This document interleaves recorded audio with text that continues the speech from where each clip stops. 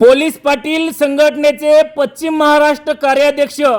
हनुमंतराव दुहाजी सोनवलकर पाटील राहणार दुधेबावी तालुका फलटण यांचे ज्येष्ठ चिरंजीव सुजित व सोमनाथ लखू माने राहणार बादोले तालुका हातकणंगले यांची कनिष्ठ कन्या ची सौकाट डॉक्टर अश्विनी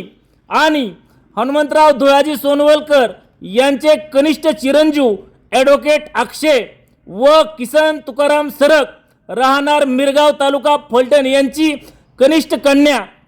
ॲडव्होकेट अश्विनी यांचा शुभविवाह सोहळा दिनांक 21 फेब्रुवारी रोजी फलटण येथील अनंत मंगल कार्यालय येथे मोठ्या उत्साहात संपन्न झाला। वधूवरांना शुभ आशीर्वाद देण्यासाठी महाराष्ट्र विधान परिषदेचे माजी सभापती आमदार श्रीमंत रामराजे नाईक निंबाळकर, राष्ट्रीय समाज पक्षाचे संस्थापक अध्यक्ष